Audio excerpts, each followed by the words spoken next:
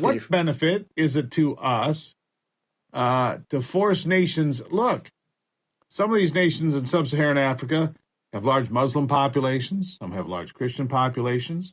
They have cultures and traditions that are not American cultures and traditions. And yet we're going to tell what? Namibia and Botswana and South Africa and Tanzania and everybody else how to behave and how to conduct themselves? Is that the plan? American foreign policy has come full circle. The purpose of foreign policy ought to be to secure alliances for national security's sake, both for our security as well as for the security of our partners. But what happened in the early 1900s was a belief that we could be an imperial power. We could take our enlightened virtues and then impose them on other nations using our foreign policy power to do it. We went away from that for a period of time because of 2 world wars and then the Cold War. And now it does appear that we are back to it. So I've traveled to many of these nations. They are completely baffled.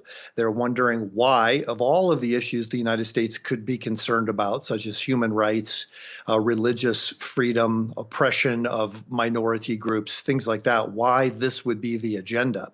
And the reason it can damage national security, Steve, is because in some of these countries, if you do certain things like with the LGBTQ agenda, you destabilize the government in power, which is in many cases the most stable option that there is.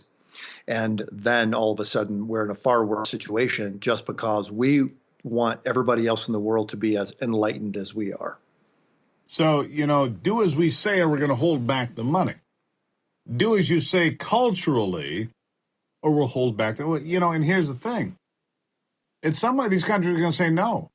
A lot of the countries are going to say, no, you don't get to come in here and tell us that we need to have this progressive, Western worldview of progressive ideas and liberalism and socialist ideas. No, right? They're just going to say, get out of here at some point, aren't they?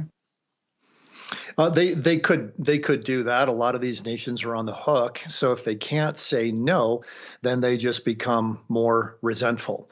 And the whole tragedy of this is there's a much better way to do it. You can secure the rights of minority groups.